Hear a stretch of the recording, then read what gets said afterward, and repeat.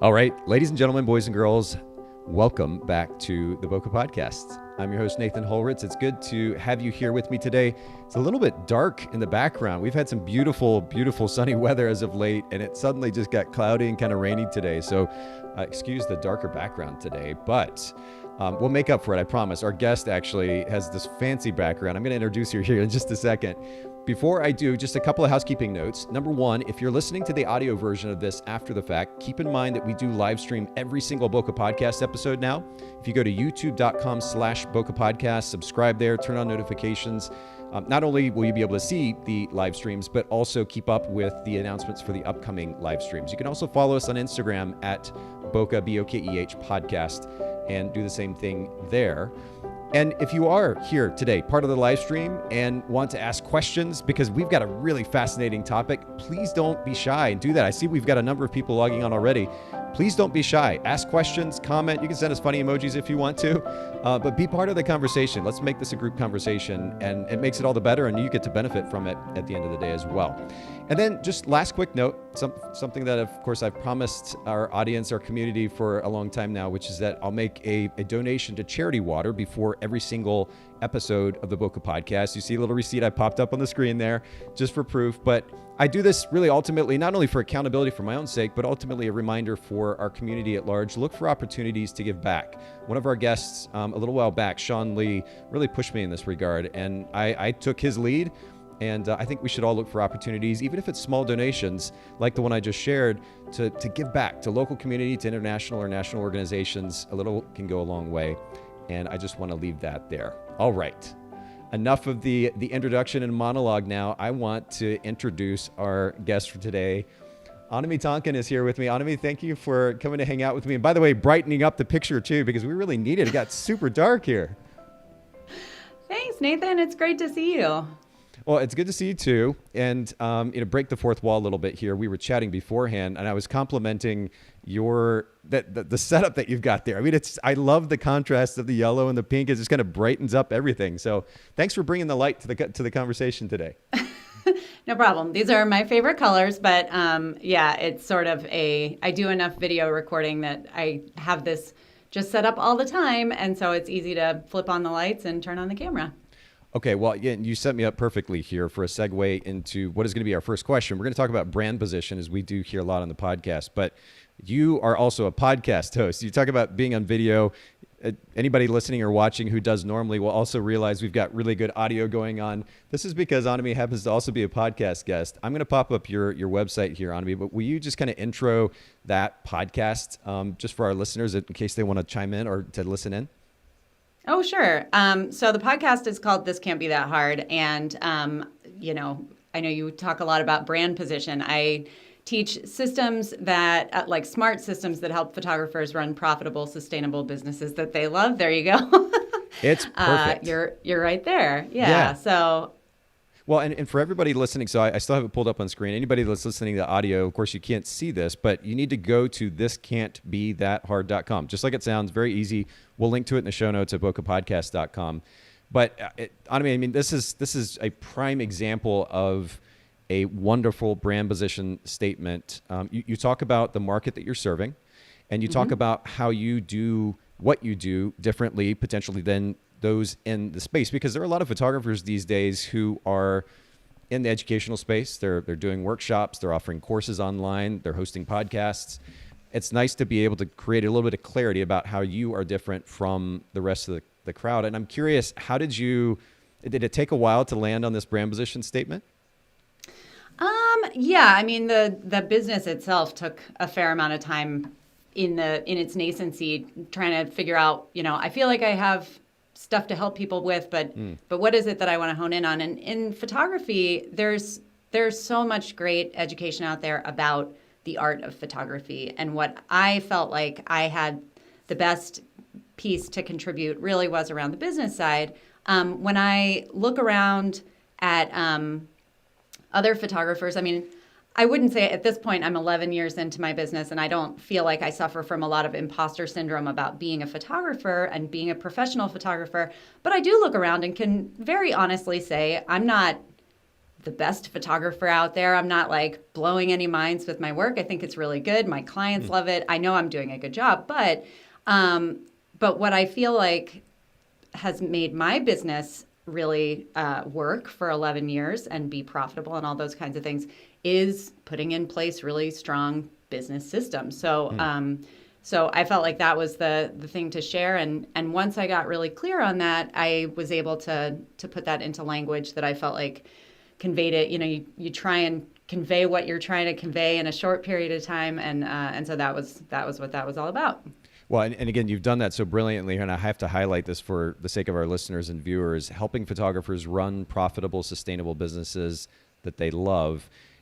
What is that? 1, 2, 3, 7, 8 words altogether. It takes all of about 3 seconds to read. And the reason that I highlight this, and Annemie, maybe you've heard me talk about this before, but I think in our photography industry, but certainly just in culture at large, we all know that attention spans tend to be pretty short. I mean, we see this in our companies, our brands, the interactions on social media. People literally they literally look right at those words that we're sending them in an email or posting to Instagram or to Facebook, and they scan over them quickly enough that they don't see half of what's there. And then they ask a question or make a comment right underneath it that is already answered right there in the text. That's what we're dealing with. And we can talk all day long about why it shouldn't be that way. But it doesn't matter at the end of the day, because it just is what it is. And so the question then is, how do we function within that? And you're doing a brilliant job. Now, I have to transition from this brand here to your photography business as well. And I'm going to pull this up over at megapixie.com. By the way,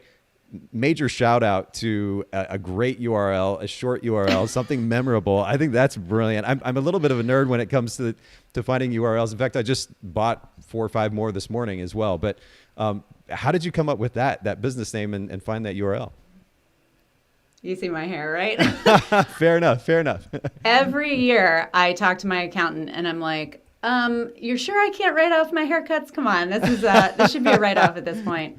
I love it. And then on the other side, my hairdresser laughs and she's like, whatever, because of course when you have short hair, you have to get a haircut every 3 months. Less than 3 months is like every 9 weeks. And she's like, haha, you're locked in forever. So yeah, it was actually, I had just cut off all my hair. And of course it didn't hurt that it was 2010 and there were many more URLs available. But my name, Annemie Tonken, is hard to spell. It's hard to pronounce. It's hard to remember. And so I wanted to make sure that I was doing something that was different. And it was like I was reading an article about a camera thing, some sort of camera related thing. And the term megapixel came up and I was like, ooh, right.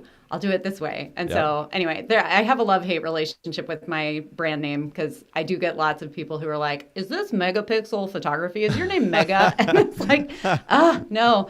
But, I'm stuck with it at this point, and it works. For all the reasons that you mentioned, it does work. 100% it does. And again, we talked about this before we started or before we went live today, but I just want to highlight the fact that what we're going to talk about today, which again is a fascinating topic, how to create and manage a portrait membership for portrait clients. You're speaking from experience in this, and it's important, I think, for all the photographers listening in to understand that you've got an active photography business, and this is based on your experience. And just jumping back to your website here, when it comes to creating a brand position in the marketplace that you're in, how have you created that distinction for yourself amongst other photographers?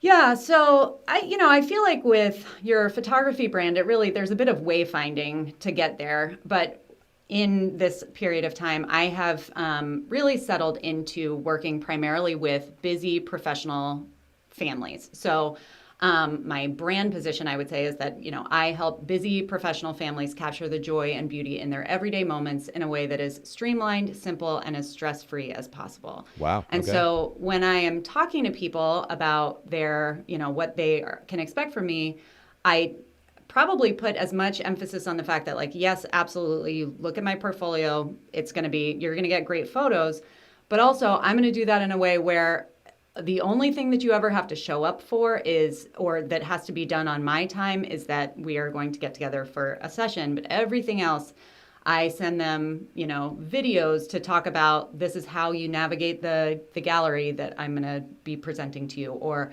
I send them I use video a lot these days. I'm going to send you videos about how to like what the different products are and how they, this product is going to do this and this product is going to do that. I used to do in-person sales. And I learned a lot about what people know and what they don't know, what we think is intuitive and what is absolutely not intuitive for people who are not photographers. And so rather than doing all that in person these days, I'm busy, my clients are busy. I try and make it as like they can basically learn all the stuff they need to learn when it's convenient for them on their time. They can pay everything online, all that sort of stuff. So that's really what I try and remind them of, is that we're going to get this amazing, beautiful, very high touch product, but you're not going to have to, live half your life with me to get it. Well, but if I'm honest with you, like you had me immediately at portrait photography for busy professional families. I mean, that sums it up so simply and beautifully. And again, you're speaking to a very specific target market. And you also, within just a few words, explain the value proposition that you bring to that potential client. And I mean, you really don't have to say anything else. It gets brilliantly done. And again, a good example for our listeners as well. When we talk about the significance of brand position, by the way, for everybody listening in, it's not an end all be all. It's one of the pieces of the puzzle when it comes to marketing. But because there are so many photographers in the industry right now, it is a very, very busy space. It's a noisy world in general. There are a variety of things that we can do to stand out, and certainly messaging is one of those. And for potential clients who are landing on our website, if they don't immediately know within seconds what makes you different than somebody else, then there's opportunity lost. And that's a big part of why we talk about this so much on the podcast. Well, I listen to your podcast as well as coming on here now. I'm very honored. But I know tons of people, when you talk about, what book has influenced you, talk about building a story brand. And anybody who's familiar with that book and his sort of the way that he encourages people to build their websites will see very clearly that I kind of wireframed both of my websites based on that. And that he really did do a great job helping me clarify my brand that getting to that language. So. Well, and that's a great start for anybody listening in. We've got that. Then he came out with a book called Marketing Made Simple, which kind of builds on that. And very to your point, it gets even more practical when it comes to wireframing, building out your website, thinking about user experience and user flow. So good. I'm right now kind of slowly reading through Business Made Simple, which is, I guess, kind of the summation of all of it. Are you doing the day-by-day thing? I'm not as a workbook. I'm more just kind of reading through it and highlighting the important principles. And ultimately, I never want to consume information just for the sake of consuming information. I want to do something with it. So those things that make sense that I need to apply, I want to intentionally do that. But I'm not treating it as a workbook. Did you do that? I try to, just in terms of sometimes what happens if I sit down and read, a lot of that stuff all at one time, you can only absorb so much. So exactly. I do like the idea of taking it piece by piece. Not necessarily, I wasn't necessarily doing it on every day, but sure. I like the idea of, you sit down with your cup of coffee in the morning, read through the idea. If it makes sense for you, great. Go do something with it. If it doesn't, you just have a point to ponder. It's like a good exercise. It is so good. Yeah. And his writing style, for anybody listening who's not read Donald Miller, it's so easy. It's extremely practical, I find. I mean, there's still a lot of filler, but not as much as many other business books that I found where it's 20% value and 80% filler. Yeah. He has a much better ratio there. And have you ever read Scary Close? The book that he wrote on relationships. It's so funny because I guess I found Donald Miller through StoryBrand 3 years ago, and then I was going through my old Audible file, and I have Scary Close in there that I had purchased for some other reason, but I never listened to it, and it was just in there, and I still haven't listened to it, but I'm excited to at some point. It's so good. I've mentioned this, I think, on the podcast before, but my girlfriend, Jill, and I, who actually produces the show as well, but she and I, when we were dating long distance, she lived a couple hours away. One of the ways that we would connect was I would read to her. We'd read to each other. So we'd get on FaceTime or just on the phone or whatever and just read to each other. And that was one of the books that we read together. And it was wonderful. It was just one of those that you want to curl up by a fire and with a cup of coffee or something and just read. He has a very warming style of writing, especially in that particular book, but it's very easy to follow. We'll link to all these in the show notes for everybody listening in, bokehpodcast.com. We've mentioned Donald Miller a number of times on the podcast. So again, Right. for our listeners, if you go to Bokeh, B-O-K-E-H, bookshelf.com, we've got a collection of the most popular books that have been shared here on the podcast. And you can find Donald's work there. You know what? Let's just use that as a segue to your maybe best book recommendation based on your experience, self-help book or business book. What do you suggest? Well, I was like, I can't say that one. Everybody says that one. Yeah. So I was thinking about that. And, you know, like there are a lot of business books out there, and I have gotten good value from some of them. But when I think about, you had put in that question, business or self-help books. Mm-hmm. And I guess it's not technically a self-help book, but have you ever read Cheryl Strayed's Tiny Beautiful Things? No, I haven't. So when I was going through, I guess it was shortly after I was going through my divorce, which is 5 years ago now, a friend sent me that book, and it was like food for the soul. So I don't know. Do you know who Cheryl Strayed is? She's the one who wrote that book, Wild, which was made into a movie. Anyway, she also has a podcast and a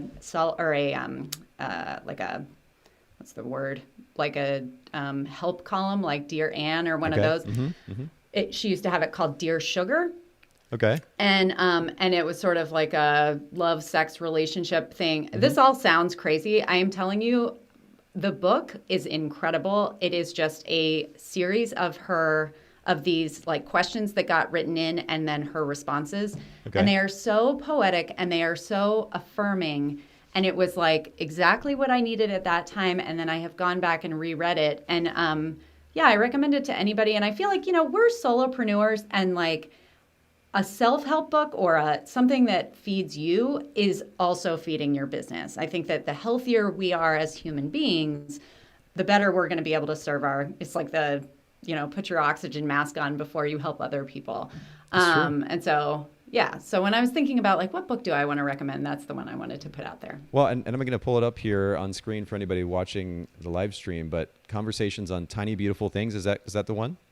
Yep. Okay. By Cheryl Strayed. And of course we'll link to this in the show notes as well. And you've really piqued my interest too. So now I'm going to have to get a copy of it.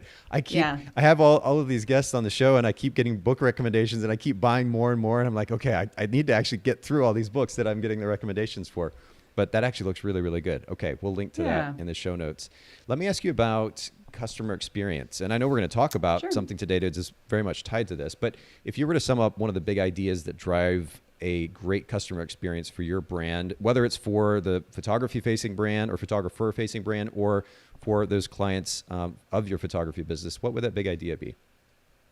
That's super easy, and that's education. Like, hands down, an educated client who knows what to expect next, who knows what's happening, who the only surprises that they come across in their experience with you are the positive surprises where you're like, hey, I wanted to send you a special little treat or whatever. That is a happy client who it builds trust. They'll be happy to refer you. And I would say that that's true. I mean, obviously I educate people in my other business, but I'm talking about like when someone pays money into my education business, I want them to know exactly what they're getting, what the promise is, all that sort of stuff. And I want to deliver on that in a way that there are no surprises, like except for the positive ones. So I feel like you had sort of mentioned this at the beginning of the conversation about how in order to educate people, or maybe it was even before we went live, but in order to educate someone, you have to feel like you're repeating yourself over and over and over again. And I feel like some people learn by reading. It was on here because we were talking about the website. Like you think you answered that question and they ask it anyway. Yep. It's because plenty of people don't read, but some people read. Some people read really thoroughly. Some people want to watch a video. Some people need to hear it on the phone. Like I feel like you have to take the all axis approach to try and get your point across. And when you do that and when you do it effectively, you will have great customer experience. I love that. And it's so funny that you're bringing this up because literally just, 2 hours ago, not even that, Jill and I were talking about our onboarding process, particularly for Photographers Edit, but certainly it relates to our other brands as well. And how could we refine our onboarding process? And the key thing for me in my mind really always is expectations management. And it ultimately centers around this idea of education. And you really can't say too much. It's funny. We sent a newsletter out 2 days ago, I think it was. And it was just a video. I had recorded a video to our clients, just kind of updating them in the current busy season. And we didn't include any text-based bullet points. And somebody responded and said something to the effect of, hey, video doesn't really work for me. I want to, when I'm looking this in bed, I guess next to their partner, they don't want to wake that person up. They want to just be able to look through the bullet points. Video doesn't work for me. And so it was a good reminder to your very point of the fact that we really have to be kind of all-inclusive in our approach to education, and we certainly have to be proactive about it. It's such a great reminder. Yeah.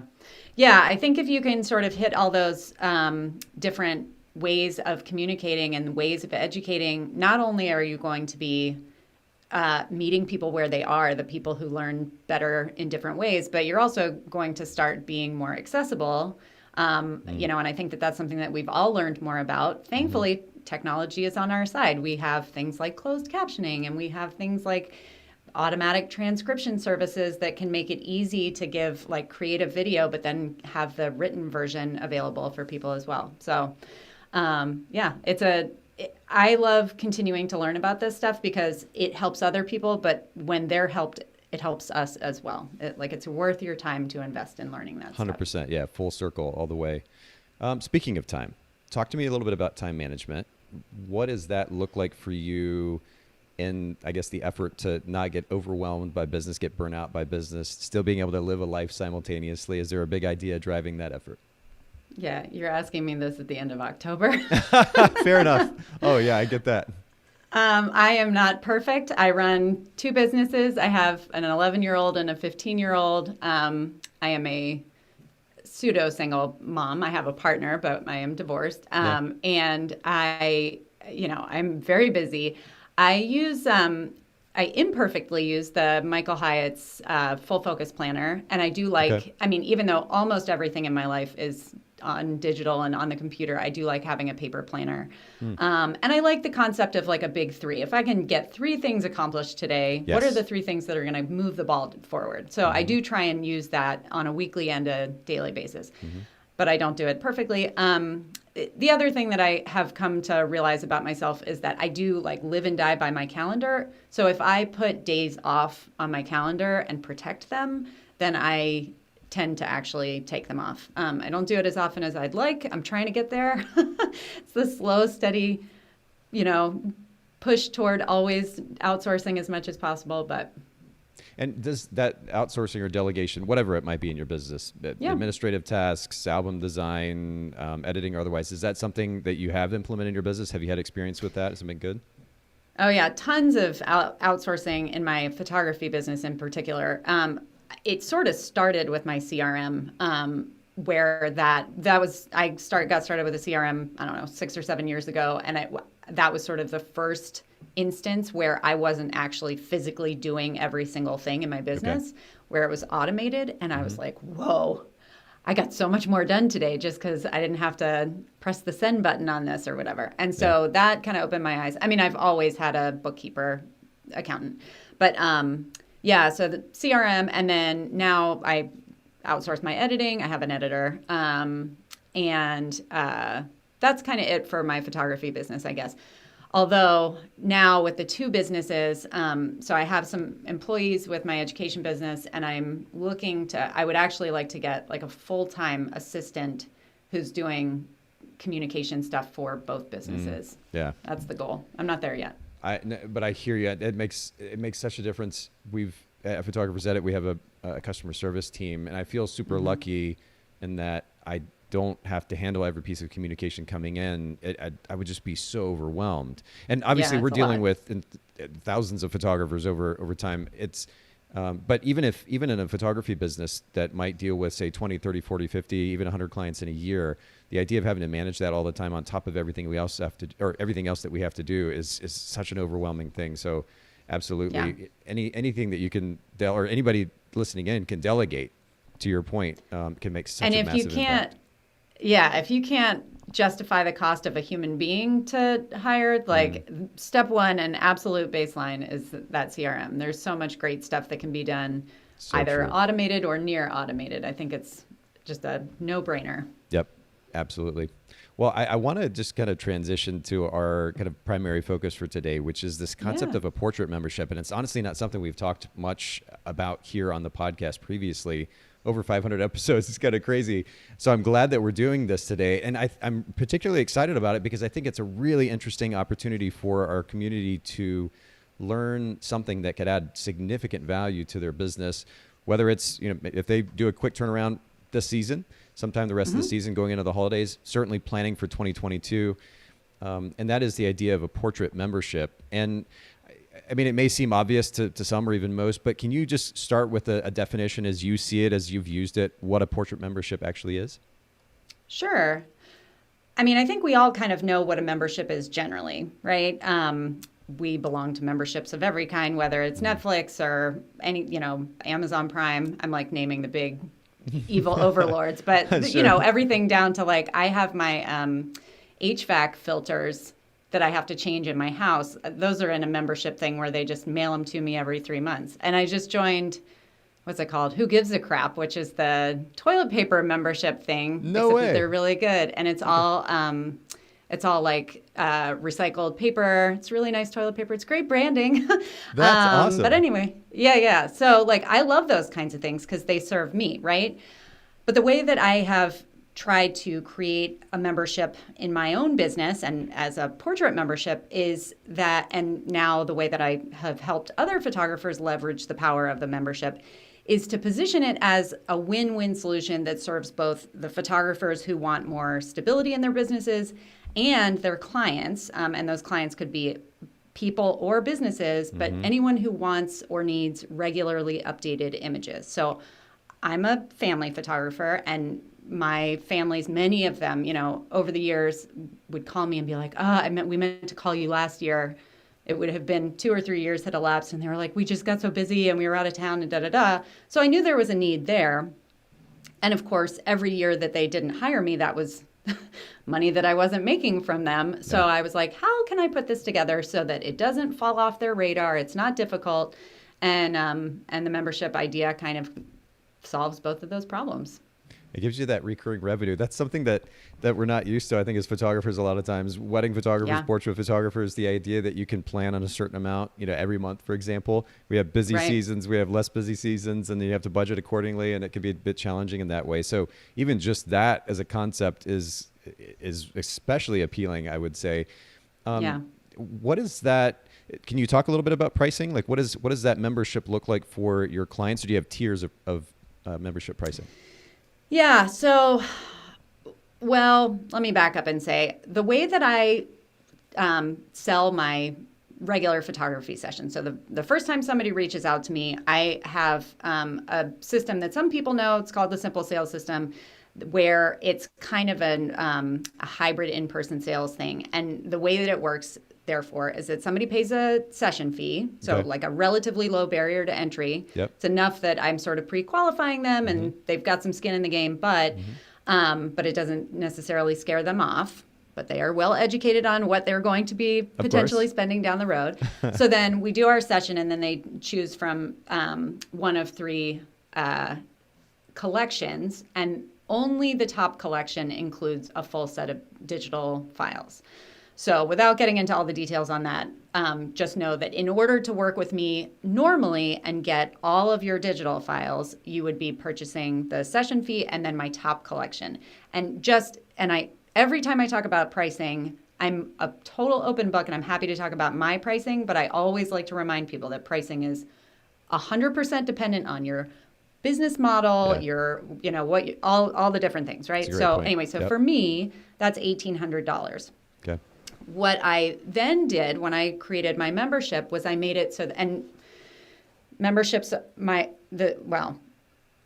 I need to baseline say that the number one rule of a membership is you can't just let anybody come into your membership. You have to, it has to be an invitation only thing. It needs to be someone that you've worked with before. Okay. It's kind of like you would never walk up to somebody on the street and propose marriage to them.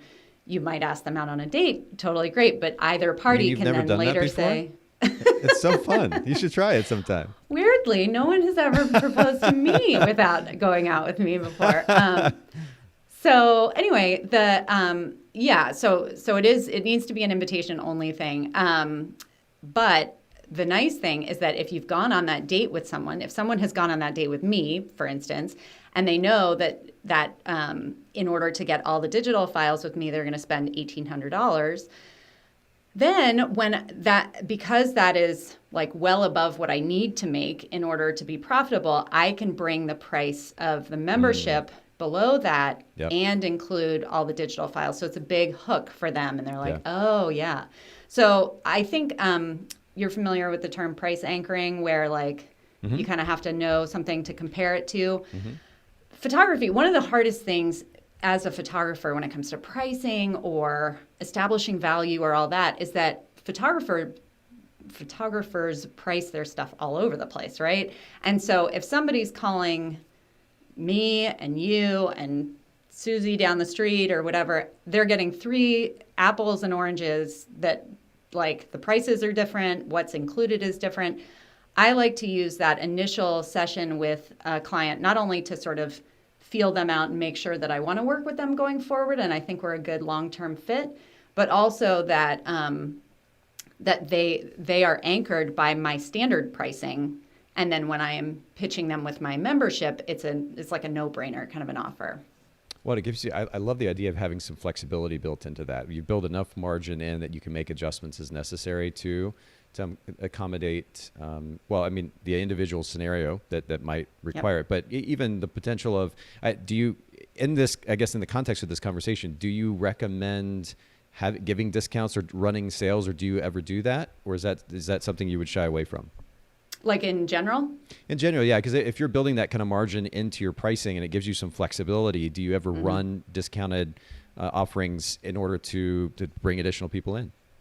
Yeah.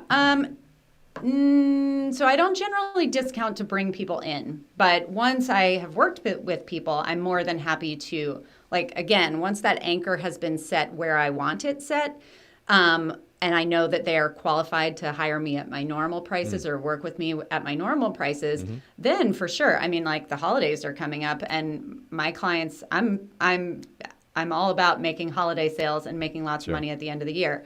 It's all about being strategic about it. When you're bringing new people in, the important thing is to show like that value proposition and how you are different from other people and how you're going to make their life easier and all those kinds of things.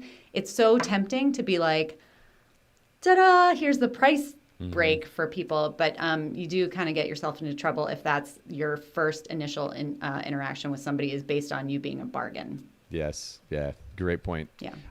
Would you say that there are any, I mean, you've talked about the pros to this approach, this business model. Would you say there are any potential drawbacks that photographers should consider before jumping in?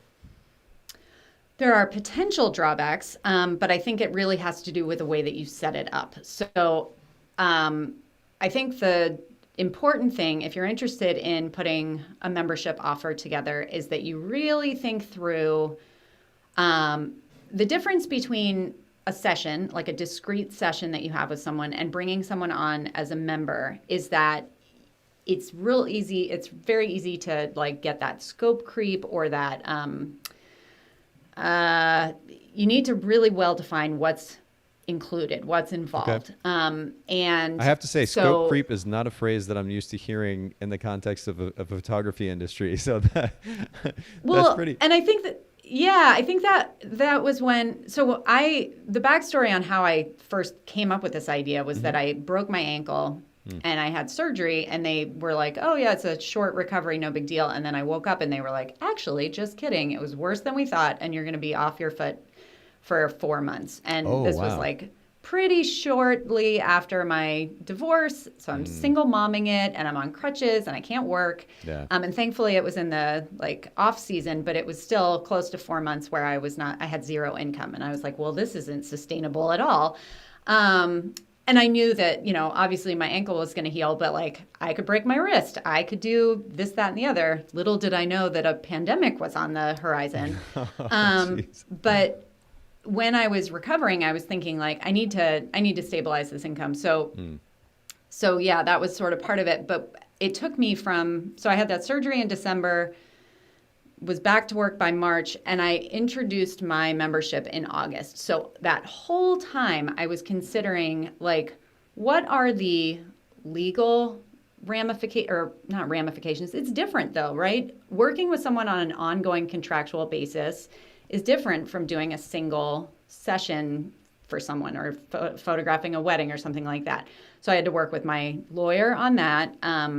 There's some tech differences, right? Like I needed to set up a recurring payment system, which isn't complicated, but like there's a lot to consider. And you talk about apples and oranges. I mean, there's like, you can just pay a single time fee for a thing, or you could sign up for a service. And, so I was doing a lot of comparison for that.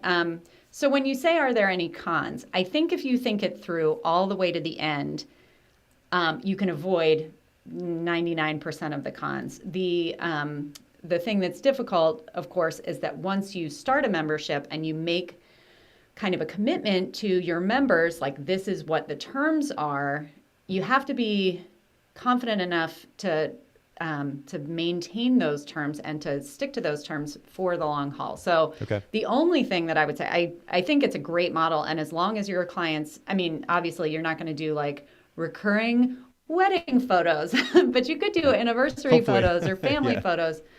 A lot of my students these days are bringing in commercial work for that. So like brands that need ongoing social media content and things like that. There are great ways to do sort of a subscription or a membership-based model for that. It's all good as long as you think it through all the way to the end.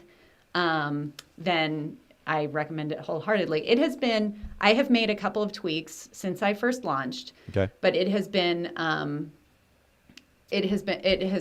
the cornerstone of my business. It's now better than 50%. It's about 60% of my photography income is from my membership. It comes in on a monthly basis. I know exactly how much I'm going to be making every single month. And I can space out my work the way that I want to, like the way that I schedule it is done well in advance.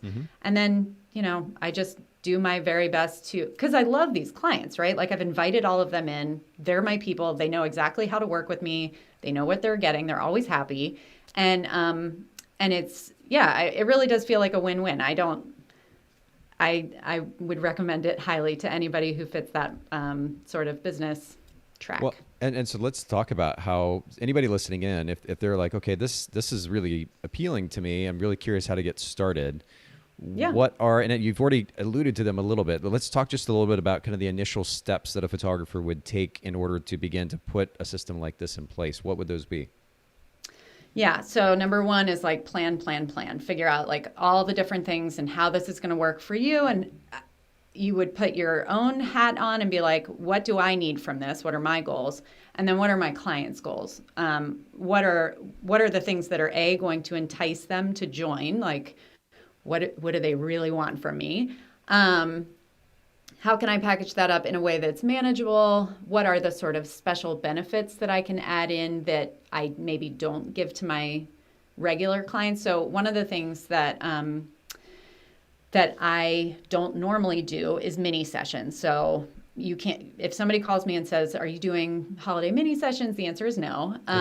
However, my members, I still don't do like the whole mini session song and dance, but my members have the ability, it's not included in their membership, but they have the ability at any time to add on a mini session. And it's a one-off mini session. I'll go, shoot a half an hour of their kid's birthday session, or they have a new puppy, or their grandparents are in town, or whatever like that. They pay a flat rate. It includes all the digital files. And I just like show up, shoot for a half an hour, and then send them their photos. So it's really easy for me. And typically that wouldn't be a profitable thing for me because it's not enough money to sort of, warrant me doing a whole session. However, because there's almost no education or communication needed other than them calling me and saying, hey, are you available?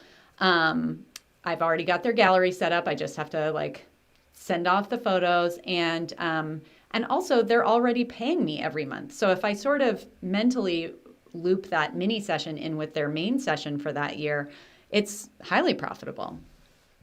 So I love, I'm going to go back to the thing that you said, which I think is really important, whether it's this business model or any other business model that a photographer is putting in place, which is be clear about what it is that you want. That's such a, and it's easy to say that and kind of glaze over, but I think a lot of photographers, and I can speak from personal experience having run a photography business myself, a lot of photographers go into business not being clear about what it is that they want. And so the model that they create is just this kind of, I'll take a little bit of this and a little bit of that, maybe I'll try that and do a little bit of this. And it's very haphazard and random, and they may get some results from it, but it's certainly not to the optimum as far as what they could accomplish. So being really clear about that, I think it's interesting for two reasons. One, because it will drive better time management and better profitability. But the other thing is interesting is it gives the photographer, even within this idea, this model of a portrait membership, it gives the photographer the ability to customize the experience based on what it is that they're specifically trying to achieve. Does that sound right? Absolutely. And, I think when we start out as photographers, nobody knows exactly what they want or what they're going to be best at. If you had asked me 11 years ago to give you a brand position, who knows what I would have said? Like it would have been I'm sure it would have been totally different from what it turns out to be. And that's okay. You can't know, not only should you not feel like you have to know, you can't know at the beginning. You do have to do a bit of trying. What gets dangerous and what I see being really problematic is that so many photographers, it's like that inertia where they start doing something and then they realize they don't like it, but like people are hiring them for that. And there's that cycle of, well, if I stop doing this, then what? And I just need money. And it turns into this thing where they start to resent the work that they're doing, which is like the opposite of why anybody goes into business for themselves. So, back to the brand position thing, when I came up with that, a lot of people talk about profitability and sustainability in business, but I wanted very specifically to put on that profitable, sustainable businesses that you love at the end of that, because I think it's really important profit is important, 100%.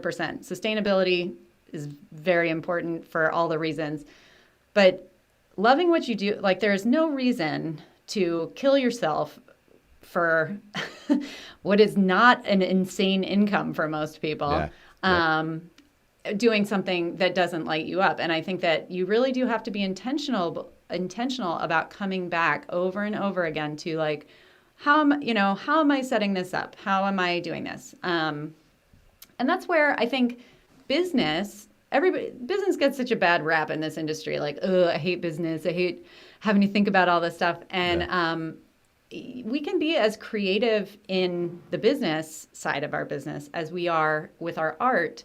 And if you think about like, what is it that I love about this? What do my clients love about this? What makes them happy? What makes me happy? You can really build a business that is, it is that like unicorn of, I get to love what I do for the long haul.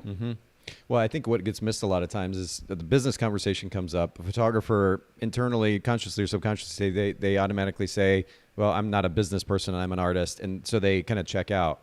And the reality is... Shut the door. Yeah, exactly. And the reality is that they aren't mutually exclusive. That you can actually learn how to run a solid business. And then it does do exactly what you're talking about, which is to give that individual the freedom to be the artist. When they're constantly worried about all these different moving elements of running a business because they haven't intentionally put the right systems in place and designed the business model that they want to run, it actually inhibits creativity. I know that when I'm in high stress level, whether it's personally or professionally, creatively, I suck. I mean, it's terrible. It's terrible, right? But if I'm in the right space mentally because the other stuff is taken care of, oh my goodness, it's like rocket fuel. I can go crazy with it. And so I think, and I'm a pretty emotional guy, by the way. I can think logically, but I'm also super emotional. So I can speak from both perspectives. And I think you just make a great point that the two can coexist. And not only can they coexist, but it actually enables a really powerful business. It does. I absolutely believe that. And I think that, you hit the nail on the head. It is systems that allow us to, I once heard somebody describe it as sometimes when we're so busy pedaling the bicycle, and the car pulls up alongside and says, do you want to ride? And your brain says, in order to get in the car, I have to stop pedaling the bicycle. I'm going to lose speed. I'm going to lose whatever. And setting up a system is kind of like that, where you say, I don't have time. I'm just doing it the way that I'm doing it. It's fine. It's fine. It's fine. But if you will take the time to like, okay, let's reevaluate and figure out what we're doing, get off the bicycle and get in the car, now you can go 60 miles an hour. So it's, it really can. And then, gosh, you get there a whole lot faster when it comes to the art and doing the stuff that you want to do. So true. And it starts with planning. Okay. So that would be the first number one rule. The most important step is the significance of planning. Now, I know that you mentioned earlier both the legal piece and the tech piece, that these are slightly different than just your normal portrait session or maybe your wedding or event that you're photographing. Can you comment on both of those briefly? Sure. I mean, the legal piece is really as simple as I'm not a lawyer, nor do I play one on TV. So let's not pretend like I can give legal advice. But okay, fair enough. Other than to contact your lawyer, but there are some things to think about the fact that, like, for instance, one of the questions that comes up a lot with my students is, okay, if somebody is going to be paying me monthly and they get a session every year, how does that work if they stop paying me, but I've already shot the session? Like, how does that? And all of that has to be put into a contract. And the short answer from my perspective is, no, yes, it's divided up into monthly payments, but when they sign up for your membership, they are committing to at least a year at a time of of being part of your membership. And so that needs to be spelled out really clearly in your contract. That's probably the biggest one that comes up as a question, but there are some other pieces to it in terms of what, your deliverables are and all that sort of stuff. We always need to have good legal protection. In terms of the tech, the big one is really the is really the automated billing piece. I highly recommend that people set it up so that, their client doesn't have to enter payment every month and they don't have to get an invoice every month or anything like that. It just goes on their credit card statement like so many other things that we sign up for. And it makes it easier for them. And it also isn't like punishing them every month with an email being like, you just spent another $150. Like, they signed up for it. They know they're doing that. Yeah. The other tech piece I was going to say was self-scheduling. So one of the benefits that I give to my members is that they have early access to my calendar. And so twice a year, I open up my calendar to my members and they get to self-schedule their session. And it just works really well for them, but it works really well for me because, of course, when I open my calendar to them, it is open with just the places that I want to have sessions on the books. So, and are you doing that with your CRM, or are you using a different piece of software? Some of so some CRMs can manage that. Mine does not, so I use Calendly. Love it. Love it. Use it. Have for years. The amount of time that software has saved me for great. What is it, $10 a month is just mind blowing. And this goes back to your point earlier, which is whether it's a CRM or a piece of software like Calendly, literally, in fact, what I've told photographers is if you look at what you do in a day, we talk about the significance of delegation, ultimately saving time. Automation can play a role in saving time as well. Look at what you do, literally everything that you do in a day, and do a Google search on every one of those things. I mean, almost personally and professionally, you could either find a service or a piece of software at this point in time that will probably do that job for you for little to no money in many cases. It's mind-blowing, but not enough photographers are taking advantage of those solutions. And I think in part to what we talked about earlier, it's that apprehension of, I got to set this thing up in order to do it, and I just don't, quote unquote, have time to set it up, so they don't set it up, and then they continue to run inefficiently. These kinds of tools are incredible, and if you just make a little bit of an effort to look for them, they're there, readily available. They don't cost us a lot, and we can put those systems in place and ultimately save a ton of time, not only so that we can have a life outside of work, but also so we can focus on the stuff in our work that we enjoy and that ultimately makes us more money. I think it's brilliant. Well, you think about how much time you spend and ultimately really waste on tasks that can either be automated or that you could pay somebody $8-10 an hour to do. And when you think about how, if we sort of step into our roles as the CEO of our business, it's like if I'm sitting here trying to, I don't know, what are one of these many ridiculous tasks? Create an Instagram graphic in Canva. And I'm not a graphic designer. That's not my job. Am I being a CEO? Like, do the CEOs of businesses, is this what they're doing? And obviously, like, you have to translate that a little bit because, of course, we don't run big corporations. We don't have marketing teams and all that sort of stuff. Right. But to a certain degree, I think it is important to kind of always be thinking about, like, what's the next thing? What's the thing that's taking up the most time in my business that's not really moving the needle? Like, yes, I have to create these graphics, but, like, do I have to create these? Or I should change that to say I need to have these graphics, but do I need to make them? If somebody else made them, would that sink the point of having them? And I think that... No, please, I didn't mean to interrupt. Please keep going. I was just going to say, I think that it's very easy to tell yourself, like, no, I don't need to hire somebody, or I don't need to come up with some sort of software solution. It's going to be a pain in the butt. It's going to cost me money. But that can ultimately, over the course of time, waste so much time and energy.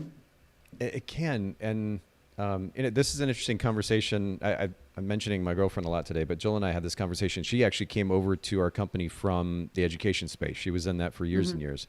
And so her perspective about not only photography but also entrepreneurship, and even this idea of being the CEO of a company that photographers like to tout these days is kind of a foreign concept to her. And one of the things that she really shone a light on for me, and just kind of getting a fresh perspective, was it's not about, like, it is fun. I say I'm a CEO of a company because I actually am. I have a team and partners and whatnot. But at the end of the day, we can have this title. It doesn't negate the need at times to put our head down and get some busy work done. Yeah. The difference, I guess, where the conversation shifts a little bit is, do we want to just work hard for the sake of working hard, or do we want to work intelligently so that we can not only be more profitable, have the space to be creative and potentially to even shoot more, but also to have a life? And I think that's what it is. It's going back to that idea of planning that you were talking about, which is to be intentional about what it is that you're trying to create, what you want to accomplish. That is with the business, but also with your time and ultimately your personal life. Have that as kind of the top end, the 30,000 foot goal, and then work backwards from that to figure out how you can create that thing. And part of that is figuring out ways that you can delegate and automate and ultimately get rid of some of the work that, yes, somebody else is going to do for you, and that needs to be acknowledged, but ultimately frees you up to focus on stuff that will drive your business forward more efficiently and create a life that's just more enjoyable as an entrepreneur. I don't want to spend 60, 80 hours a week constantly doing a bunch of work that could be delegated. I think it's good for everybody to be considering that. Well, and I'm just going to bring this up because it's fresh on my mind. And I think you've had Coley James on your podcast before. She's a good friend of mine. I was recently talking to her about, how do you know when it's time to change something, or how do you know when it's time to, like, look hard at evaluate something? And she was talking about the first signal that you'll give yourself is that you procrastinate on doing that thing. And I was like, yep, 100%, that's brilliant. It's like, whether you're, you should be balancing your books or doing your, I don't even know what it's called because I've outsourced accounting and bookkeeping for so long, but reconciling, that's what it is. You should be reconciling your accounts. If you're like me at the very, very beginning of my business, where I would be like, I'm going to do it every week. And then it would take me 3 months, and then I would have this giant stack of work to do. If you routinely procrastinate on a particular thing, like social media or editing or, you name it, some things get done because they have deadlines. Like, you have to edit your client's work because you have to deliver it within a certain time frame. But if you find yourself waiting until the last minute to do it every time, that's a sign that, like, maybe this is what you need to look at next, and this is the next thing that you need to hand off. Yeah, speaking of Coley, actually, I just pulled this up. We had Coley James on the podcast back in episode 444. We talked about CRMs, get booked with these, and of course the efficiency associated with that. But Annemie, I actually was just looking at, and let me, hit the wrong button there. I had pulled up this episode, I guess it was just yesterday, of yours, where you hosted Coley, Business Brainstorming with Coley James. And we'll link to this episode in the show notes at bokapodcast.com. again, for everybody listening in or watching, you can get a taste of Annemie doing her thing, being the host of her own podcast. You've got such a great presence about you, and you have the coolest background yet. So that if that's not reason enough, it's pink seamless paper. You guys can have this too. I'm gonna have to upgrade. My skin tone looks like I've been drinking all morning. Like it's got this really hard red tone to it. The lighting here is terrible today. I'm upping my game after our conversation today for sure.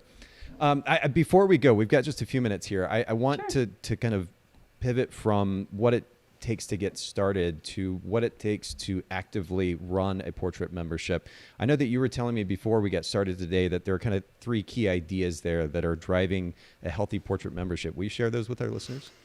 Sure. I think we kind of talked about them a little bit, but with the portrait membership and sort of the maintenance piece of the portrait membership, obviously communication is a big one. And when people are working with you over the course of the year, you want to continue to just touch base with them. You're going to have your session with them. I like to build in a couple of other opportunities over the course of the year to kind of pamper my members and give them those reminders of why it's so great to be a member. And then, of course, there's the annual time when it's time for them to renew. Mm-hmm. So all of those times you want to build in good communication and good you want it to feel great for them is the bottom line. Like you want them to feel like I'm part of this thing. It's almost like they're on a team or they're part of, they feel that community piece of the membership. Yeah. And that's not like, I'm not like putting them all together in a room, but I do talk a lot about how I talk openly to them about how much it means to me that they are, part of my membership. Yeah, so absolutely. There's that. There is, and these are all different things that you have to evaluate based on your business and all that. When I invite people into my membership, I do lock their pricing in. So as long as they stay a member, and that does encourage them to kind of stick with it because the prices do go up over time. And I caution people both from setting your parameters and setting your membership up in a certain way, but also pricing your membership in a certain way. If you aren't really clear on your numbers and you know for sure that the way that your pricing is set up is profitable, you want to get that in line before you invite someone into an ongoing kind of a thing. It's one thing to have one unprofitable session, but then the next time it's not, it's another thing to lock that in for any period of time. So I do, I encourage people to stick around because their prices are locked in. I have their galleries open all the time so they can just go in there. And I run sales periodically. So, I do make additional print sales from those people. But then, I just look for ways to sort of pamper them and keep them enjoying their experience of membership and loving the fact that every year they have updated family photos. Well, and I know this is a loaded topic. We've only had so much time to kind of get into it today. I want to just take this second here to give you an opportunity to share a little bit more. In fact, I'm going to pull up your website at thiscan'tbethathard.com. By the way, Annemie's not asking me to do this. I have a lot of respect for what you've built, Annemie, and I want our listeners and viewers to be able to have a chance to get a little bit more. So you've got a podcast, and I pulled it up here on screen for anybody who's listening to the audio version. If you go to thiscan'tbethathard.com, scroll down a little bit, and we've got the podcast and link to simple sales, revenue on repeat. Can you talk a little bit about the education that you offer that builds on what we were talking about today? Sure. So revenue on repeat is the course that I teach that it teaches people about how to set up a membership. So that's what that is, and that's pretty straightforward. I would say, if somebody is meeting me for the first time here today and they want to kind of learn more, the podcast is a good way to do that. But my signature system that I teach is actually the simple sales system, which I think I mentioned a little bit earlier. And that is it's kind of the way that I bring clients in. It's everything from that first experience all the way through to when I am hopefully inviting them into my membership. But it manages all of the sales and everything else, and it's in a very systematized way. And I took many of the lessons of that come from my years as an in-person sales person. And what I did was I turned that into a more automated, streamlined process so that I could make the same kind of in-person sales money without having to do all of the high touch stuff. So I do teach that on my website. If you go there, there's a free masterclass that you can sign up for to learn more about that. Cool. Yeah. And this can't be hard. I've got that up there on the screen, but this can't be that hard.com for those of you that are listening to the audio version of this. I really appreciate you making time to do this today. We covered the gamut, and you've got so much to offer. Yeah, it was a great conversation. Well, I hope our listeners will take advantage of the resources that you've made available. This can't be that hard.com. This can't be that hard on Instagram as well, correct? It's actually, this can't be that. This can't be that. Oh, that's right. Yeah. I put that hard, but yeah, you're absolutely right. In fact, I'll pull it up on the screen okay. here real quick for everybody, just so you can see this. But yeah, this can't be that. It's kind of brilliant, actually. I kind of wanted to ask you even about that. This can't be that. We'll put that in the show notes, bokehpodcast.com. And Annemie, I really appreciate this. Thank you for making time to share with all of our community today. It was my pleasure. I really appreciate you bringing